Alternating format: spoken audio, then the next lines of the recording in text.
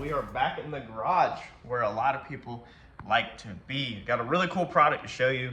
First off, what did you think about the vlog style flip videos? So that's kind of more of in my life. That's where my money comes from. That's how I get my money. That's how I drive what I drive. That's how I go through so many vehicles. It's kind of the real me. It's kind of how I do it. And I like to share that and show that with y'all. But if you watch that, then hopefully you understand the reason why this thing in here is taking so freaking long is because my life is busy. Really busy, like really busy. Like not only is it busy, but then it is YouTube busy. I mean, think about it. I just put out, it was like an hour and 20 minutes and I had to chop that thing down to I think like 50 minutes is what that video ended up being about when we sold the pickup truck. So if you haven't seen it, check it out. It's not super entertaining, but it's real life. We don't fake it till we make it around here. So speaking of make it, let me show you what we're doing. So our previous videos last week, all three of our videos last week was on this corner right here, on this panel and on this area. I had to skedaddle out of here pretty quick last week because of just simply life. So we're gonna get back in here today and try to figure out exactly what we're doing, but we needed to move forward. So we stopped on the C channel as the last piece and we didn't have nothing welded together. We had this clecoed in so we don't lose our spread, because if this wasn't, then if we pulled this just a little way this way, our trunk could basically shrink. So I just kind of like to keep that marked. Now, I might not necessarily use that. I might adjust the trunk to what I want it to be, but at least I know where it was before I cut it. So I got this piece in the mail and I'm super excited because this piece was going to be super hard to duplicate. So as we can see, there is not much at all left of this piece, but if we, and then I cut a lot of this piece out, but if we study this piece, it's pretty complicated. It's broken at 90 on the bottom. Okay, so 90 right here, 90, 90, 90, 45, 45, 90, lot. And then on top of that, add into that it's all curved. So when I seen this piece originally, I was really like, when I bought the car, I was like, crap. I thought there was just going to be some little areas of patch panels. I wasn't 100% sure how much it was going to be. And then as we've dug in, we've realized that we can't leave none of this stuff. Like this whole back section from here down needs to be cut out. And I was really, really dreading this piece. But somebody on eBay made it easy for us. And I want to show you that product. Now, I don't know if this product is something that there is a ton of them out there, or if it's just one or two one-offs. However, I will be courteous enough to screenshot you the company I bought this from off eBay. Their information, I'll screenshot and post it right now with any information that I can to help you possibly search Google or search eBay and find a piece for yourself.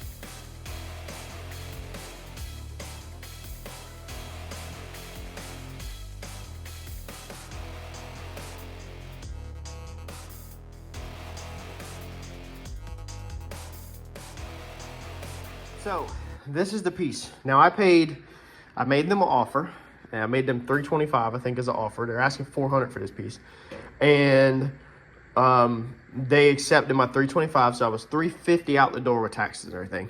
This right here, I'm super stoked to freaking have, man, because this piece literally is the whole back section.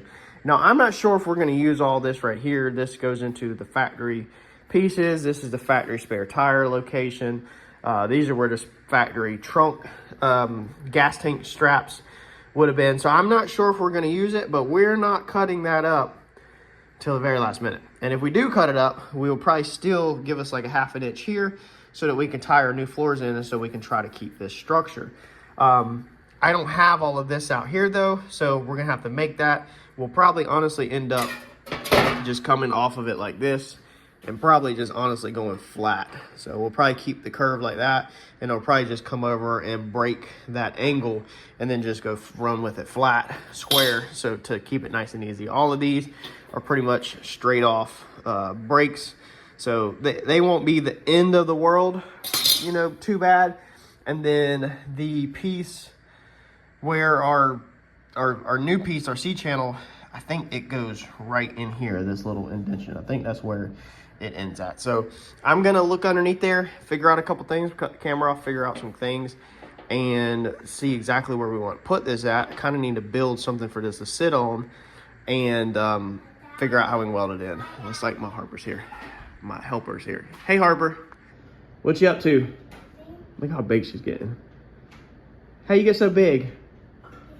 Because why? Because why?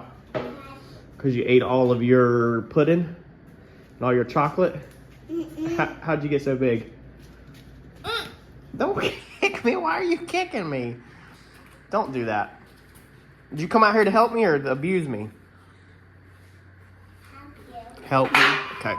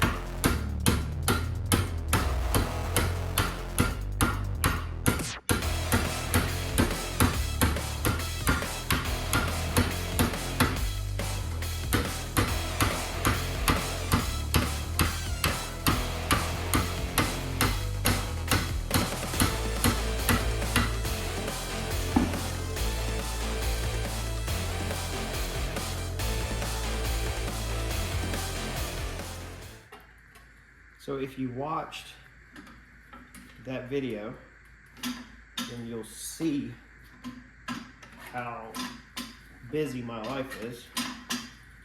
And I need to really remake this stand. But it's like, if I come out here and remake this stand, then we're not gonna be able to even do anything. Because it's gonna take me all day. Definitely took a lot of y'all's advices. I'm gonna come in here though. I know what I need to do. I need to just get rid of some of this stuff down here, cut this back into 45, extend this rod up the top, and move the foot pedal rod back to there. So it's not like I don't know what to do. I looked up the prices of the stands. They're not worth it, man. I mean, I already have pretty much everything we need right here. Just need a little bit more leverage on this one and not so much on the foot. We'll get it though, just time. I don't have a lot of time right now. Hoping to get caught up, and then I take off a little bit for Thanksgiving, and then I try to take 1 to 2 weeks off for Christmas. And I like to work on my projects over Christmas and gain a lot of ground. So I'm hoping that we will make big strides through the holidays. And believe it or not, I'm gonna try to keep the truck that we just bought for a little while and focus on my project. Get Ready to Race car will be be very nice because it won't be sitting, and we'll be able to just focus on this thing out here and not have everything else in the world going on.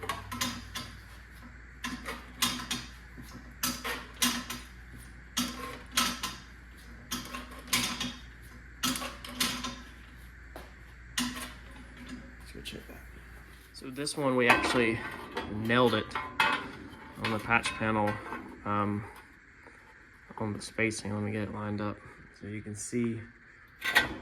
Oh, if I can get it freaking lined up. You can see that my outside edge is perfect with it, and then you see that outside edge is perfect with it, so it won't go on like the other one did, which is fine. That's what we want. So now I'm gonna put the phone down, mark that line across the top, which hope and pray that it's decent, because there's a gap, so I got to get it straight across with holding it one-handed, and then cut this corner out. And doing it a little different, I had said that we were going to put that centerpiece in first and then work our way over, but I can see that this centerpiece just, it's hard to fit that centerpiece in there with all this crap here. So we want to go ahead and just cut this out and then come back and fit the center in. So we'll probably honestly fit the center in before we build the C-channel on this side in this situation, and then we'll build the C-channel. I'd love to this weekend get this whole piece right here kind of knocked out.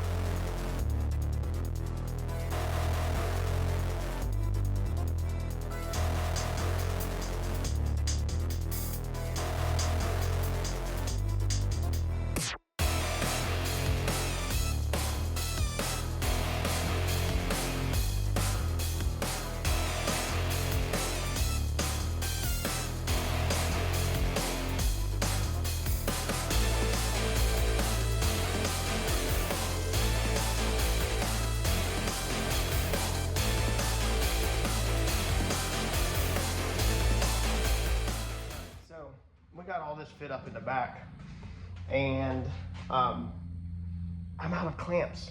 I need a couple more clamps to really secure this thing. However, some of y'all, there's some people that are put on this earth that are just amazing people, flat out. So I'd said Mr. Tim donated us some clamps in a previous video.